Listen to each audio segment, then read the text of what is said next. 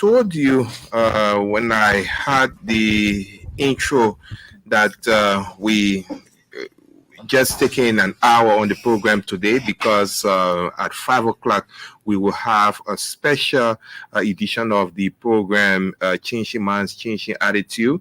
Dr. Lawrence Bropler will be here with former Liberian President Ellen Johnson Sirleaf on that one. So you can keep tuned, keep listening to ELBC Radio. But for now, we have a teacher and a behavior specialist, Amonde Well-J Johnson. She's here with us, and together we're going to talk much about what she's doing here in the country, how much she's helping our children, our school system, and all of that. Welcome to the Bumper Show, Madam Johnson. Thank you so much, Jack. I appreciate it. Thank you for a 40-minute opportunity for us to have a dialogue again. This is our second time doing this. Yes, of course. I think sometimes back when we did it, yes, you promised that you will be back, and there will be more of goodies that we are going to talk about. I've just introduced you as a teacher and a behavior specialist, but I know our audience out there, some might know you, others will want to know a little bit more about you. Yes. Thank you again, Jack. My name is Omoyone Abasa Girl. I am a behavior specialist and a special ed teacher by trade or profession. A behavior specialist, like what is that? I deal strictly with those kids who struggle because anytime a child is exhibiting any form of behavior, whether a child or adult, that's a call for attention. So my job is to figure out what is going on, dive a little deeper, and see what kind of help and what kind of resources can be provided. I also work largely with the special ed, with autism.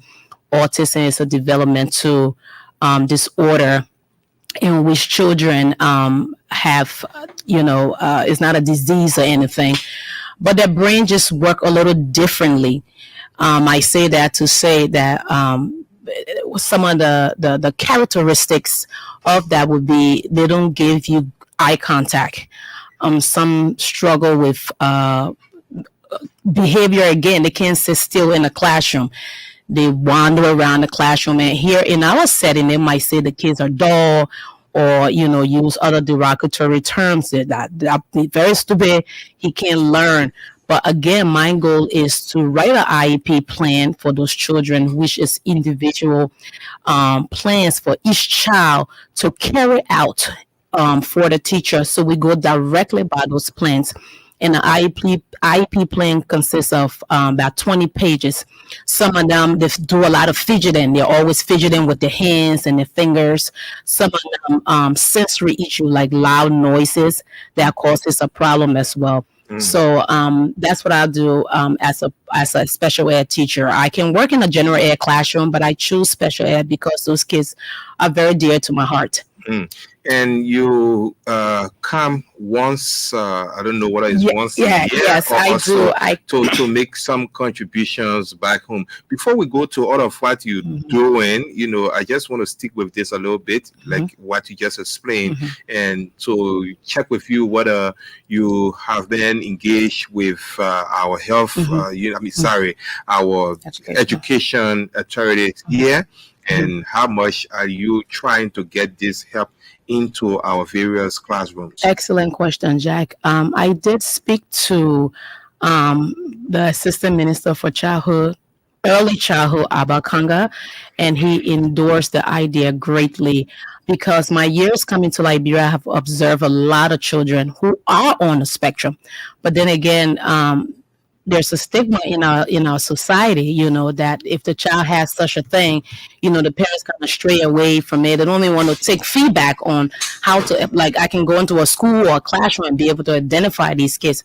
So we want to also, I want to also be able to bring this to the Minister of Education and see if I can even volunteer to help their teachers in identifying these kids, because they're all put into the same category with general ed learning. And it's going to be insanity because you're going to be doing the same thing and you're not going to get the results that you're looking for because their brain does not function as a regular general ed. And it doesn't mean they're stupid or any of those things. It just means that the processing is totally different. It's nothing that has to do with medication or medical. No, sometimes some of them do need meds like the ADHD, attention deficit disorder, where they may be prescribed Ritalin and other things because to curb the behavior, because we need them to be focused. So that helps with them being focused in the classroom. Because if they're not focused, they can't learn anything. So I'm really pushing it. And again, I said he's been very, very positive in that direction. For me to be able to go to schools and just do assessment, do observations, because there's a lot of kids with autism in Liberia.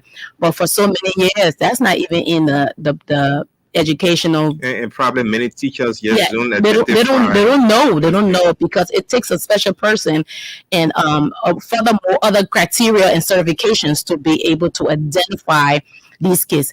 And then when you identify them, you got to be able to know what strategies to use in the classroom for them to be proficient in those different subjects. Parents have any role to play in that as well? Oh, absolutely. The parents are kids with AU biggest advocate. And the first thing, and Jack, when you have your baby or you have your child, nobody want to hear that my child got this, whatever it is, But the first thing is accepting and to know that, okay, there is something wrong. But even though there's something wrong, there is help. And in Liberia, we don't want to, come to that place of there is something wrong and definitely there's no help. As compared to us over there, once we identify, there's a lot of there's kids with speech impairment that falls on the spectrum, we call it, where kids you hear them with tatung, the T-ish sounds and all those things. So we call it tatung, but that's speech impairment. So there are things that are provided, there are tools that we use to help these kids. And for me, it's saddening that there's a lot of these kids here, but there's nothing anywhere in the budget or anywhere to be able to facilitate in that direction of even helping them. Are there other institutions that you think need to come together on this one? Because probably it might not only be the education ministry. You could get help from other institutions, collaboration from other institutions to get this going on. And usually we work along with doctors too, because doctors we do two different assessments. We do the academic assessment and we do health assessment, and that comes strictly from the primary doctors. Because in some cases there might be medication that needs to be prescribed. Again, like I said, to stay focused. So yes, definitely to work with the health sectors to kind of come together and see speech pathologists. I work with them. That is not my area, but I work strictly with them as a behavior specialist. We have to. Then they gave us resources as well to help these kids, but. Here, the first step I would say here is first identifying these kids without putting any kind of stereotype or anything, and then being able to teach the teachers what to do, how to do it, and why we are doing it.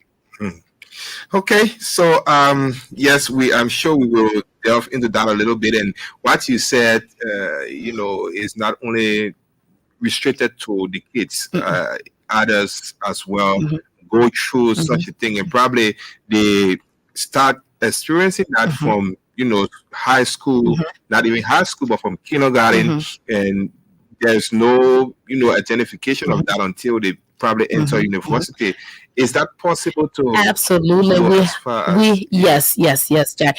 We have what is called functioning or AU, and they become adult, and I can look at a lot of adults and say, he's AU, but he can function. He can go to work. He can do things on their own, because one of the main competence of AU is that social aspect. Usually they are by themselves. They don't really interact with others too much, you know. They don't do the eye contact, you know. They're always looking down and things like that. So there's a lot of adults that from kindergarten that go through high school, go through living adults. There's a lot of them, but we call that functioning autism. You know, they have it because it's not something that goes away. You know, we learn to give strategies for them to be able to cope, especially with life skills. And then we have some of them just go to 2 year for associates. Some of them go to VOTEC. But there's a lot of adults I have seen here that have the functional, you know, age. They're on the spectrum. They're definitely on the spectrum. Okay. Yeah. Let's now talk about some of the work you're doing, because just recently we started running some of stories about your programs, especially that you are engaged with from your hometown, Grand Bassa County, that you are now constructing a modern library. And tell us about this project. Oh, Jack, I'm so excited. This brings joy to my heart. This is, I think the last interview we did, I think I told you I was kind of done with Buchanan because of something that happened there. But this is something my late mother always wanted. And this year, every year I come to Liberia, I try to choose something, you know, that will be beneficial to children. Okay. So this year I chose the library because it was something that she always talked about. We're going to build a school, cafeteria, clinic, and have a reading room. So this year was the opportunity that guy opened up for me to do that. And like you said, it's a modern library at the Demonstration Elementary School. Why Demonstration? It's a government school. It's where a lot of our people passed through, I would say, growing up. You know, even my late mom, and I stand to be corrected for my aunt, but all of them passed through that. So when I was coming up with this idea, I said, well, I don't have the money to build one. So why can I ask for a space in a school? And I wanted it to be in Buchanan. Okay. So I talked to a few persons, and this led me to Demonstration School, Emmanuel, who is the principal, and another guy, Joseph. So I told him I wanted pictures of the place, but when I saw the pictures, when he sent it to me, Jack, the place was dilapidated, the ceilings were falling down, and I'm like, how am I going to do this? But when he calls you, he provides every resources that you need. So I went in knowing the challenge it was going to be, or challenges. So we're able to fix the ceiling and get it to, and I had a vision what I wanted it to look like, because learning is supposed to be bright. You know, our kids are learning in dull environment, you know, and they're not going to learn, you know. Even if you got all the materials, but learning is supposed to be interactive. It's supposed to be fun, you know. So when I went in, I had the vision, of course, my late mother's picture. So we did a lot of drawing. I wanted it to look as if we were in the States, you know, even though I was in Buchanan. So I made sure that happened. I did all the drawings. The guy, even the little kid that did the drawing on the wall, he's a Bassa boy. I wanted everything to be done for my county and with people that live there. So the library is done. It's done. We are in search of a librarian. We are in search of a security, because I don't want the mistake that was made at the government hospital, all my things going, and there was no accountability. We want this to be set up doing the right way, so kids can be able to enjoy things like these. Yeah. Give us a picture. You did some description of the drawings and all of that, but library, you want that to be like in the States, and probably it might not be so much so, but what are some of the materials, equipment, whatever it is that you have you're going to have in there? Okay, so the things I should be clearing them, well, I should be picking it up tomorrow, hopefully. So besides the bright drawings, the animals, the ceiling is looking like you're in like the clouds, you know, the guy did the drawings, so all the pictures on the wall is like the cloud. We have the shelves, I have the pillows, I have the books, I have, you know, we're going to have a projector in there where when they're reading, they can be able to see it on the wall while it's being projected.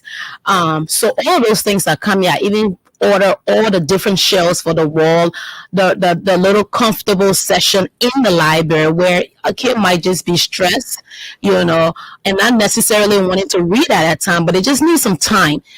So I'm setting up. I ship the rug for the library. You name it, the hand sanitizers, everything is going to be in there, and I'm going to run it for 3 months before, because there are tablets that are going to be coming for these kids. But I need to train these kids on how to take care of those things first, because my goal is to bring in a culture of reading. Because it's one thing to bring all these fun things, but it's another thing to be able to teach them how to uphold and maintain these things. Our kids are always in survival mode. So academic is not really, it's not a thing anymore. I would say it's a thing of a past if you ask some of the kids, because all day long they're trying to survive. So I want to develop a culture for reading, where they're excited about reading. So I brought in games, board games, where it can be, competition. The person who reads the most book will get, maybe $20 from Ms. Johnson, or, some kind of incentives to encourage them to continue to read. So those are the things I'm excited. I'll be there Thursday, and I can even send some pictures to you, Jack. But I'm so excited about this. And one thing a little girl said to me while I was in Buchanan, she said, "You know what, our mom, because my name means mother." She said, "We've been the stepchildren for the government for too long. I'm not a politician, but that touched my heart." She said, "We who go to public school, government school, so that touched a core in me, to want to do more for our children. The adults are already adults, but we still have hope in these kids. So what I'm doing is to make sure that I leave something here that they can still go back to and pick up from and develop that culture again for reading." You're listening to the Bumper Show. I'm on J. Johnson, a teacher and behavioral specialist, is our guest on the program this afternoon. Like we usually do, we'll give you the opportunity to interact with her later, but she's telling us now, her work, what she's involved with, and how, she intends to help our children and help our country at large. And, you sound everything Ambassador, and I'm sure some of our listeners are kind of jealous too. I know that all of what you have will be going to Grandbassa County, but I'm sure as a Liberian, there is a plan, like you said when we earlier spoke, there is a plan for probably other parts of the country. Oh yeah, for me the plan is to create a culture with children. Last year I was in Bowman County, helping the teachers there, provided them with lots of resources, teaching them how to use those resources, because you bring these things in, some of them are clueless, So I spent some time in Bummy, working with the school there. That it wasn't the best, but so again, my goal is children as a whole. I only started with Grandbassa because that's what my mom, would have wanted me to do. But anywhere that needs the help when it comes to children, that's my goal, to make sure that we develop this culture of reading, because we don't have it. So yeah, don't be fast. Any county that I found myself in, I was in Patawi last year. There's a school there, and the lady that is running Patawi, she invited me to do some workshop. So she's opening up a school there near where the place is. So I was there last year. That's in Bon County, provided them with lots of materials, book bags, notebooks, all those things. And I promise her, which I am going to do, to go back there to see how those things are being used, and how the kids are doing with those materials that was left. You are talking about this culture of reading, and of course, we know there is a deficit for that in the country, especially not only for children, but even adults don't have that culture of reading. Until I know you have heard of, when you want to have something from the librarian, just put it in the book. Yes.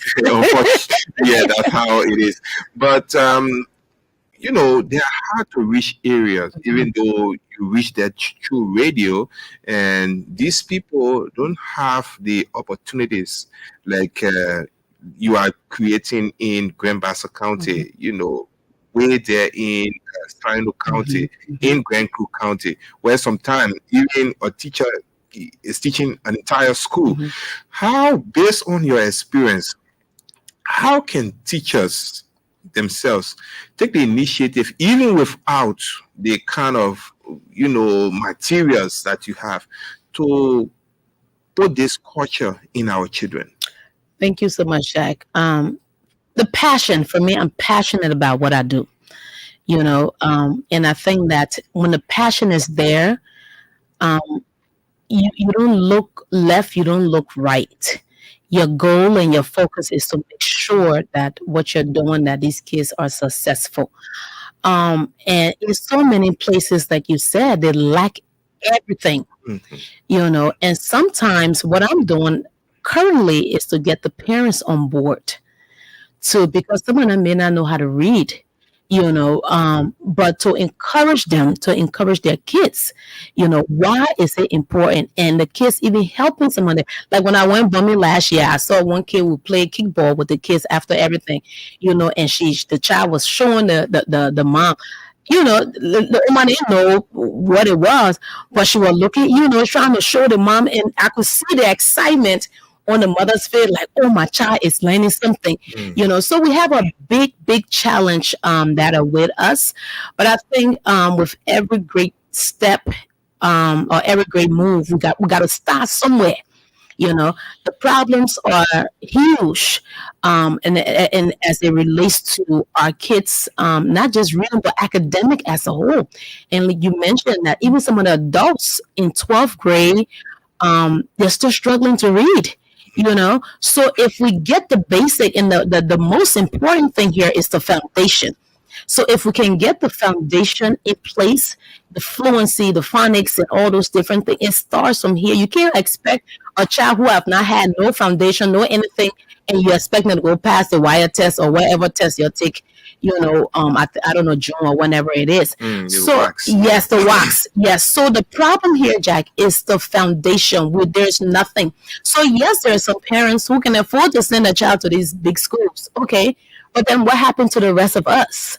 What happened to those rest of those parents? What happened to the rest of those counties? How do we reach them? One step at a time. One step at a time, because there's no way anybody would say, oh, I can do this, I can do that. I'm not going to, that is not my job. My job is to start, and then the next person help, and then the next person help as it relates to the child. And then helping the parents to be on board with what we're doing, because it's a community involvement. It's not just one person, I help your child. No, I need you to be a part of this. Even when the child's studying at night with no light or no, they're using candle, but be right next to them, encouraging them. So that's how I'm looking at it for now. And I also have some friends who are willing to come with me next time, some teachers as well. Yeah, because I want to do this adopt a classroom.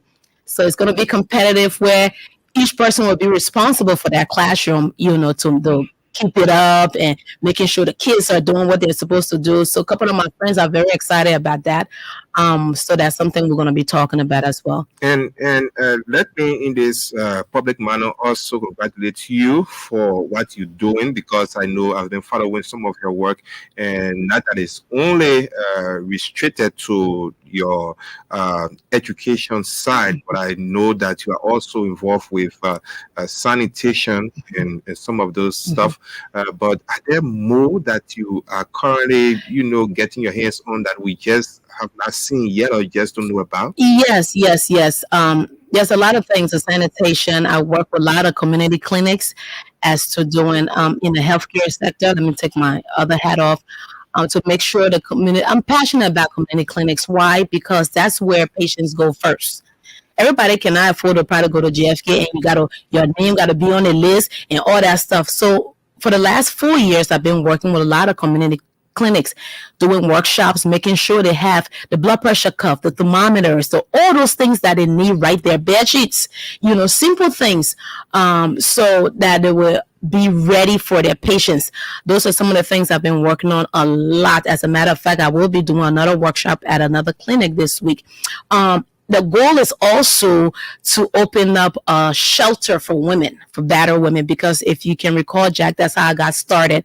My organization, I Am Somebody, I got started because I was abused, and I channeled that bitterness into to my women and children here in Liberia. So I come every year and trying to educate them on the signs of abuse. So that's how I got started. So my hands are in a lot of things, but yet still, it's rewarding, and we are making impact.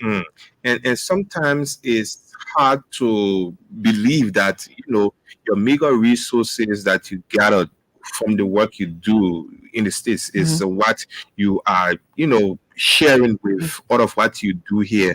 Do you have partners that contribute to the work you do?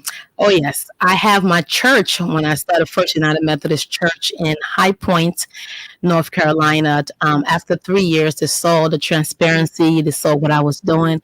They have been a huge help to me as well, knowing what I do.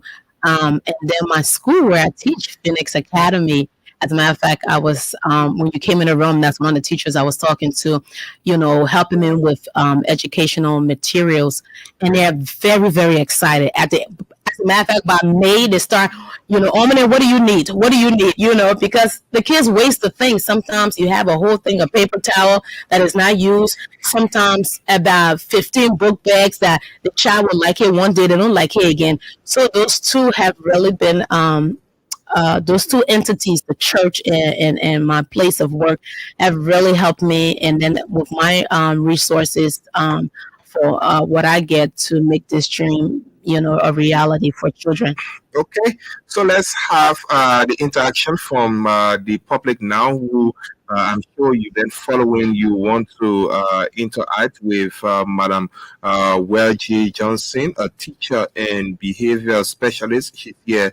You've been following. You heard all of what she's doing and what she's planning to do for Liberia as a country, and for especially our children. 0777835 0777835 You can call that number. Better still, put your calls through on 086 616580 086 616580, and you will be live on the program. That's the bumper show. We are talking to Madam Amone Welgie Johnson, a teacher and behavior specialist. We'll be doing this up to 5 o'clock. At 5 o'clock, you will have a special edition of the program, Chinchi Minds, Chinchi Attitude, with Dr. Lawrence Bupler and former President Ellen Johnson Sirleaf. Hello. Yes, welcome. Hello, you are live on the program. Tell us your name and where you call from. Well, this person seems to not be ready. Let me hear from this one. Hello. Hello, how are you? Welcome. I'm David Dow. I'm calling from Tapeta, Nimba County, district number 6. Mr. Dan, you are welcome, and let's hear from you. Oh, really? My whole really, I wish I could best for knocking her ever. Thank you ever so much. Thank you, Mr. Dan, for your commendation. Hello. Hello. Okay, we lost that caller. 0777835 086 616580 are the numbers you can talk to us on. Hello. Hello. Yes, welcome. Yeah, this is Arvin Glover. Arvin, you are live. Where you call from? Yeah, I call from Buchanan, President in Buchanan. I'm from Ita. Okay, let's hear from you. Yeah, I listened to the video there, and I'm very interested in that. Hello? You live, go ahead. We're getting it. Yeah, these are the people that we need to started. Hello? You are live. Go ahead. We're listening to you. Yeah. So I have a non-for-profit organization, meaning for children. We call Excellent Kids Liberia. Okay. And this organization is registered with the government. We have been trying our possible best. I and my wife, we have been catering to children. Okay. Yeah, we had about 50 students on our scholarship program, and then we decided just a few time to have back to school program. And the back to school program, we are trying to at least assist children under 15 years. At least we will be distributing copyboards. Okay, so let me get your number. Let me get your number. 07709189294. Is that it? Yeah, that's the number. Okay, so I will share your number with Madam Johnson, and hopefully she can get in contact with you. Probably you can work together because I'm sure all of you are working for the same goal. Thank you. Okay, sir. Thank you very much. Thank you so much. 0777835-862. Well, you just heard him. Is it possible, like you have an organization like this that you can also partner with to reach to areas probably that you cannot reach Yeah, to? absolutely. I can assist and help them in doing that because and see where they are and what exactly they're trying to do. So I can definitely be of help to guide them. Okay. And then any resources that can be provided, I will be more than happy. Once it has to do with the educating our kids, all hands on deck. Okay. Hello. Hello? Yes. Hello. Yeah, hello? You are live. Let's hear from you. We don't have time. Yeah, this is Peter During. I'm calling from Salo County. Okay. Yeah, Morobin Township. Okay. Yeah, see, like you mentioned, I was still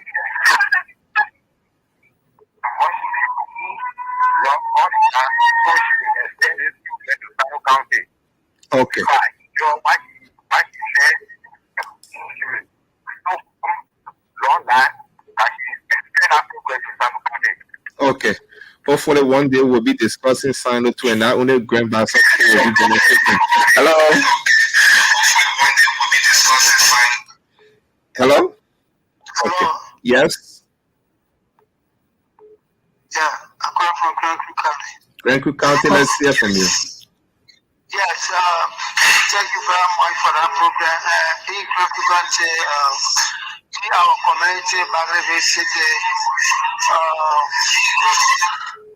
the community, the city extending. So, in Sumwa, we put ourselves together. Those children, they cannot leave the area and go across the street.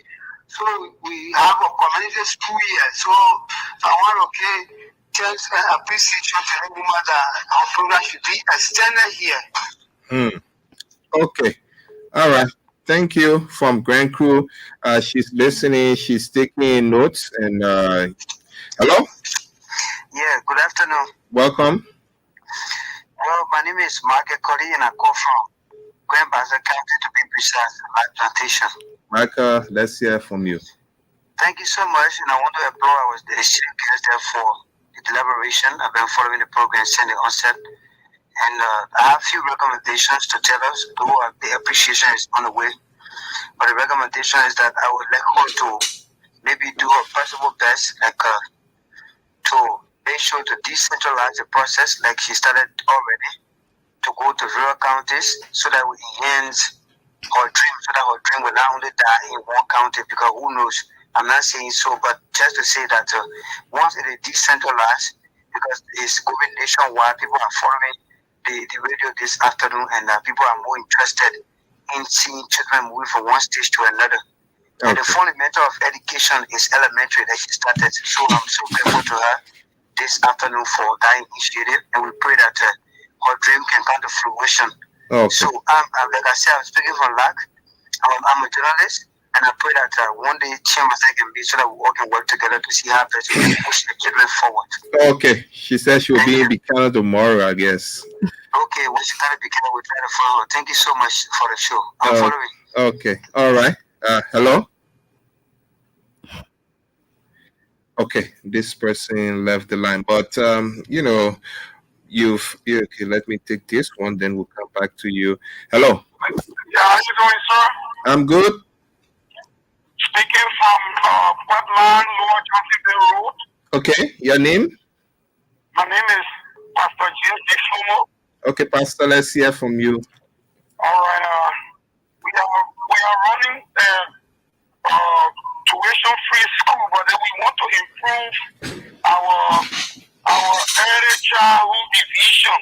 Okay. So I want to ask the presenter as to whether she can partner with school in improving their early childhood reading, or department, or other things. Okay, so let me just hold the line. Let me get your number, and I can share that with the guests. Okay, so it's a number with the 505, right? Yes, sir. Okay, and you say your name again? Pastor James D. Flomo. Okay, Pastor Flomo. And the school name is Golden Age Academy. Okay, all right. Okay, Pastor James Flomo.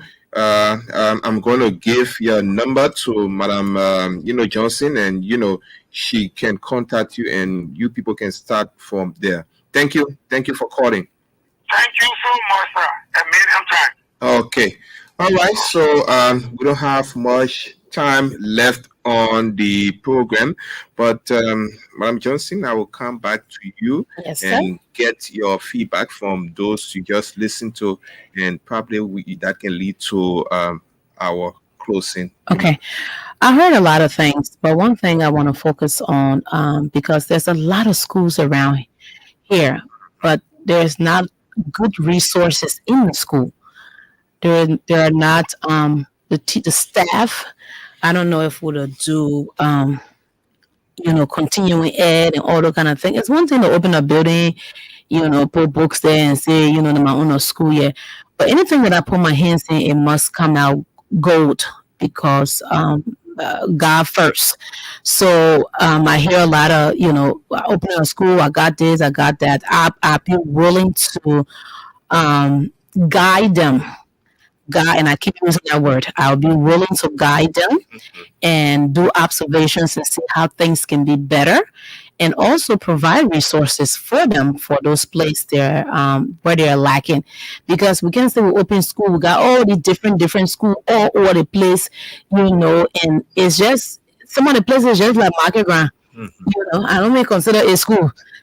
So my focus is to make sure I'm even talking to these principals and see where they are, to say I have a school it does not cut it for me, but to do assessment and see what are those things that are lacking to help with these children. Because it's not all about the kids, the kids feeling. Then we start to find, what are the kids feeling? Because what we do in the States, we have beginning of the year assessment, we have the middle, we have the end. So we'll have a benchmark of where we're working, where we're supposed to be. If this child was here at June, by August, it was here. By September, October, November, they're supposed to be here. So we can keep opening schools. The kids not progressing. You pay somebody to do your test for you and all those kind of things. So I'd be more than happy to help them with things they need to be better, but not necessarily a partnership, but more of a guidance and watch them do what they need to do for these kids. Okay, we letting you go now. Finally, anything else to close up with? Yes, Jack, I want to say thank you so much for always reaching out to me to come and just express my passion for children and women in this country, and to help make our country better by the biggest thing, the biggest tool is education. So I'm gonna keep doing what I need to do and making not just my mom proud, but myself, because I went to a not the best school when I was here. But later on, after traveling to other countries, you see what schools are supposed to look like, what classroom are supposed to look like. So I want to take this opportunity to say thank you to all the staff here, and thank you to all my, family and friends who have supported me morally to keep pushing, because at the end of the day, it's all about our children. UJ is what I'm doing while I'm doing it. Okay. Thank you so much. She's Madam Amone Welche Johnson, a teacher and behavior specialist. She's been our guest on this first segment. In fact, this is the final segment of the program today. Up next, we will have a special edition of the program, Changing Minds, Changing Attitude. Dr. Lawrence Brookler is going to be here with former Liberian President Ellen Johnson Sirleaf. Keep listening to 99.9 ELBC Radio.